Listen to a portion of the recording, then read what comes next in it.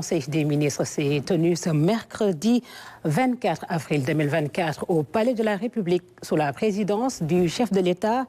son Excellence M. Bassirou Diomaye Diakhar Faye. À l'entame de sa communication, le président de la République a rappelé que la lutte contre la cherté du coût de la vie reste une priorité de l'action gouvernementale. Le chef de l'État a constaté la dérégulation des marchés des produits et services de grande consommation en termes d'approvisionnement, de stock et de prix. Dans ce lot, il a attiré toute l'attention du Conseil sur la situation des denrées de première nécessité. Aussi indique-t-il les prix homologués en gros et surtout en détail du riz, du sucre, de l'huile, de la farine, du lait et du pain notamment, doivent faire l'objet d'une surveillance particulière et permanente de la part du gouvernement et des services compétents de l'État. Le président de la République a en outre rappelé au Conseil la forte préoccupation de ses concitoyens concernant la baisse et la régulation des coûts des loyers et les facilitations pour l'accès à un logement décent. Le chef de l'État a dès lors donné des instructions au Premier ministre,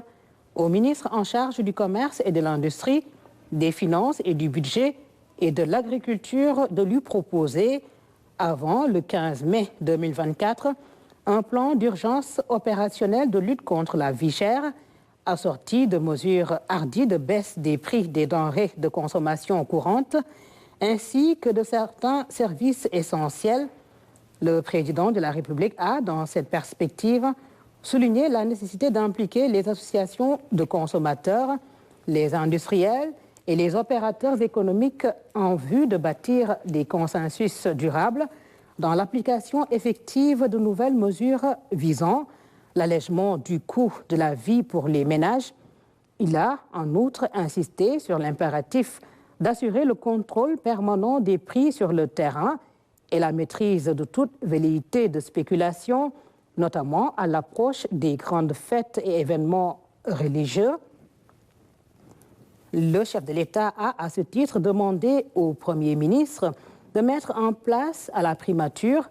un dispositif d'alerte précoce et de suivi des prix et approvisionnement du pays en produits et denrées essentielles. Le président de la République est également revenu sur l'impérieuse nécessité d'assurer un suivi permanent de l'évolution des coûts des loyers, baux à usage d'habitation et commercial, à Dakar et dans les capitales départementales. Le chef de l'État a, au demeurant, invité le ministre de l'Industrie et du Commerce à veiller à la transformation du commerce intérieur qui passe par la modernisation du commerce de proximité, en l'occurrence les boutiques de quartier et le développement de stratégies innovantes et efficaces de promotion de la consommation des produits de nos terroirs. Le président de la République, après avoir analysé la conjoncture économique internationale actuelle et ses impacts sur la vie nationale, a invité le gouvernement à engager, dès la prochaine campagne de production agricole, la mise en œuvre de la doctrine de souveraineté alimentaire, DSA, en cohérence avec la nouvelle politique d'industrialisation, de valorisation et de consommation de produits locaux. Le chef de l'État a ainsi demandé au Premier ministre de superviser la nouvelle vision volontariste, endogène et consolidée de nos politiques publiques, dont l'objectif est d'atténuer de manière significative la cherté du coût de la vie et de soutenir durablement l'amélioration du pouvoir d'achat des populations par l'accès à des denrées et produits courants de qualité et à des prix accessibles. Le président de la République a d'ailleurs, sous ce chapitre, donné des instructions au Premier ministre pour accentuer les réformes visant l'amélioration de la concurrence dans ces différents secteurs d'activité et la préservation soutenue des droits des consommateurs. Ensuite, le chef de l'État a beaucoup insisté sur la formation professionnelle et technique, ainsi que l'emploi des jeunes qui demeurent, selon lui, des priorités nationales. À ce sujet, il a demandé au Premier ministre de prendre les mesures idoines visant à mutualiser et optimiser les ressources et interventions de toutes les structures publiques de soutien et de promotion de la formation professionnelle, de l'entrepreneuriat et de l'emploi des jeunes. Il a à cet égard demandé d'harmoniser les bases de données sectorielles relatives aux demandes et offres d'emploi.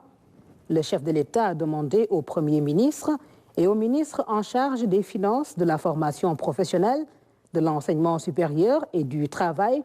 de procéder dans les meilleurs délais à une revue de l'écosystème des structures, moyens d'intervention et offres de formation professionnelle et technique en vue d'améliorer l'allocation des ressources destinées aux cibles de la formation professionnelle et technique. Il a, sur ce point, indiqué l'urgence d'implémenter à la primature un système de suivi des politiques de promotion de l'emploi des jeunes et de veiller à l'insertion professionnelle rapide des jeunes diplômés de l'enseignement en français et en arabe. Le président de la République a également demandé au Premier ministre de veiller à la territorialisation des politiques de formation professionnelle et technique et d'emploi des jeunes.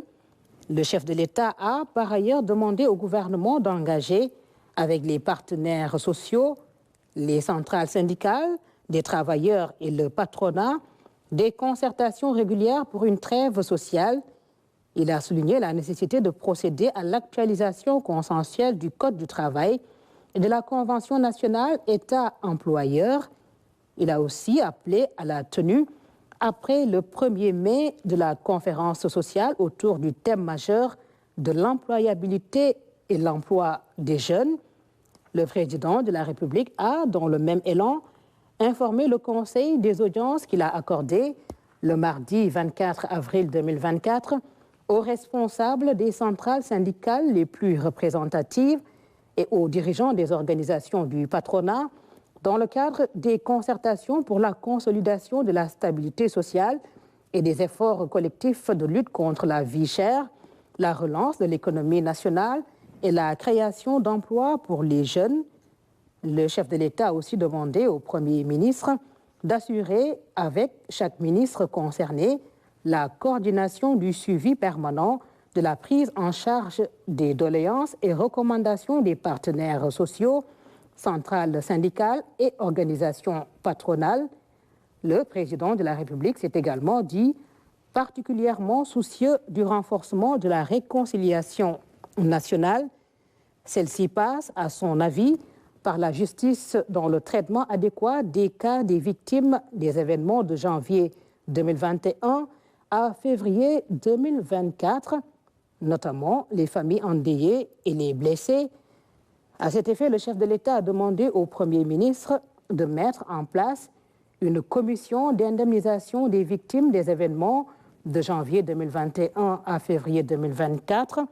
La dite commission, indique-t-il, devra s'atteler dans les meilleurs délais à identifier les victimes et procéder à l'évaluation des préjudices subis, ainsi qu'à la prise en charge effective des blessés en cours de traitement. En outre, le Premier ministre devra faire,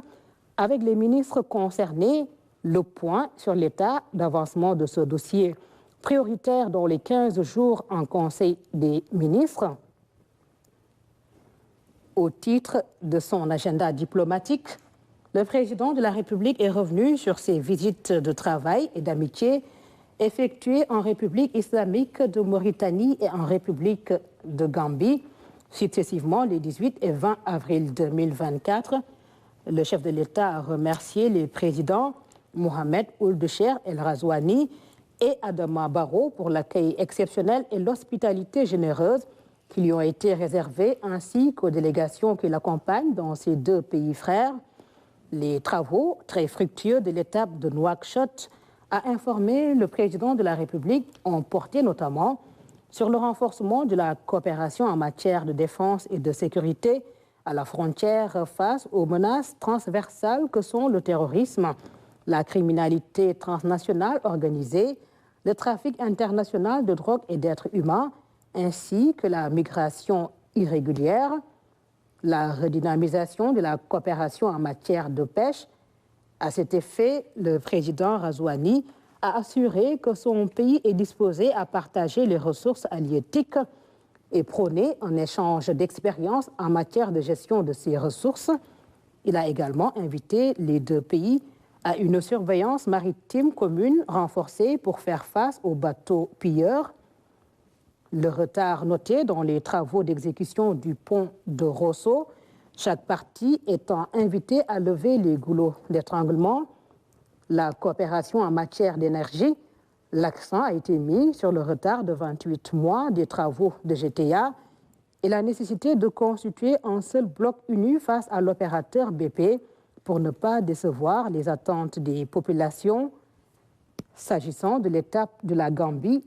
le chef de l'État a informé le Conseil que ces entretiens très fructueux en tête-à-tête avec le président Adama Barrow ont porté dans tous les domaines de la coopération pour un accent particulier sur la défense et la sécurité, un domaine dans lequel le Sénégal continuera d'appuyer la Gambie dans sa quête de stabilité. Le renforcement de la lutte contre les actes criminels de coupe et de trafic illicite de bois qui continuent de détruire les forêts respectives des deux pays, la coopération dans le domaine de la pêche, les concertations en vue de consolider les acquis, notamment en termes de facilités accordées aux pêcheurs des deux pays, seront poursuivies. La libre circulation des personnes et des biens, les transports terrestres, aériens et maritimes qui feront l'objet d'un suivi permanent, la hausse de la taxe du ciment en provenance du Sénégal, dont la mesure a été suspendue en attendant la circulaire qui devrait être signée pour la rapporter. Enfin, le président de la République a évoqué l'audience qu'il a accordée à M. Charles Michel, président du Conseil européen, le lundi 22 avril 2024. Dans sa communication au Conseil, le Premier ministre a fait part de l'audience qu'il a accordée à son Excellence Mohamed Julde Diallo, vice-président de la Sierra Leone, le lundi 22 avril 2024, sur instruction de Monsieur le Président de la République. Ensemble, ils ont procédé à la revue des principaux axes de la coopération entre le Sénégal et la Sierra Leone. Ils ont également échangé sur les voies et moyens de sa redynamisation en vue d'offrir plus d'opportunités au secteur privé des deux pays. À cet effet, ils ont convenu de proposer aux deux présidents de la Sierra Leone et du Sénégal la tenue d'une commission mixte avant la fin de l'année 2024. Le Premier ministre a également informé de la conception d'un projet de nouveau référentiel du dialogue social conforté par les riches échanges tenus respectivement avec les organisations syndicales représentatives et patronales sous la houlette de Monsieur le Président de la République. Ces travaux aboutiront à une gamme de mesures devant permettre une baisse conjoncturelle du prix de denrées de première nécessité et un canevas pour la refondation du dialogue social prenant en compte notamment l'équité salariale, les engagements du gouvernement, la sécurité des emplois et les droits et devoirs syndicaux, conformément aux directives de Monsieur le Président de la République, formulées à l'occasion de la réunion du Conseil des ministres du mardi 9 avril 2024 pour la mise en place effective et rapide des cabinets ministériels et la proposition pour chaque ministère d'une nouvelle organisation rationalisée, ainsi que des nominations conformes d'une part à la réglementation en vigueur et d'autre part aux objectifs sectoriels validés. Le Premier ministre a annoncé la mise à disposition des ministres et secrétaires d'État dès ce jeudi de 3 circulaires. Une circulaire relative à la composition des cabinets des ministres et secrétaires d'État pour rappeler les règles relatives à la constitution des cabinets des ministres et secrétaires d'État ainsi qu'aux fonctions et conditions de nomination de leurs membres. Une circulaire relative aux relations entre les ministres et secrétaires d'État pour préciser les dites relations en vue d'éviter d'éventuels conflits et dysfonctionnements afin d'instaurer au sein du département ministériel une plus grande cohésion et une meilleure cohérence de l'action gouvernementale. Une circulaire relative à l'organisation du travail gouvernemental pour rappeler l'importance de l'organisation et de la méthode dans l'efficacité du travail gouvernemental, programmation, organisation, coordination, contrôle et suivi, évaluation des politiques, projets et programmes. Le Premier ministre a par ailleurs fait part de l'élaboration du plan d'action gouvernemental avec un canevas qui sera mis à la disposition de chaque ministère par circulaire. Cette dernière précisera les actions les plus urgentes à exécuter par les ministères avant le 10 juin 2024, en tenant compte des allocations budgétaires inscrites dans la loi de finances initiale 2024, les actions prioritaires au titre du second semestre de l'année en cours, ainsi que les ressources budgétaires nécessaires, les programmes et projets à l'horizon 2029. L'ensemble de ces informations mises en cohérence sera la trame de la déclaration de politique générale que le Premier ministre présentera à l'Assemblée nationale. S'agissant du travail d'élaboration du document de référence en matière de politique économique et sociale, le projet, le Premier ministre a affirmé qu'il portera exclusivement le sceau de l'expertise sénégalaise et sera achevé au troisième trimestre de l'année 2024. À cet effet, un comité technique restreint sera mis en place à la primature. Cette instance sera composée notamment des ministres en charge du plan, des finances, de l'industrie, de la souveraineté alimentaire, de l'emploi, de la transformation du secteur public et du bureau organisation et méthode BOM. À l'issue des travaux, poursuit le Premier ministre, le cadre de référence pour la matérialisation de la vision de M. le Président de la République pour un Sénégal souverain, juste et prospère à travers la conception de programmes et projets de transformation systémique sera soumis à la validation du chef de l'État avant la fin du troisième trimestre de l'année 2024. La première phase du plan d'action pluriannuel du projet sera inscrite,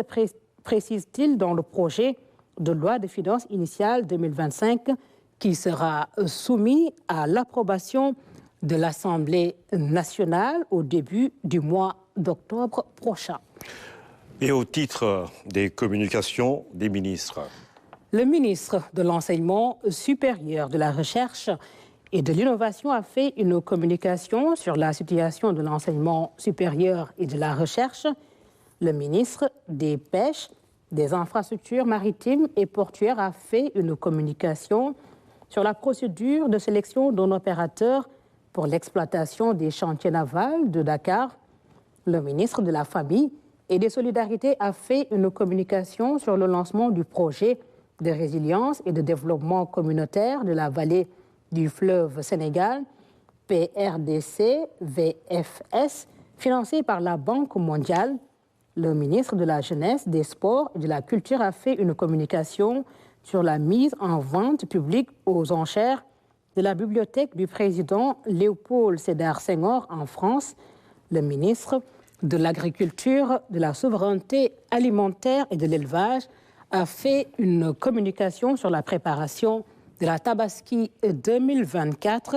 le bilan de la campagne agricole 2023 et la préparation de la campagne agricole 2024-2025.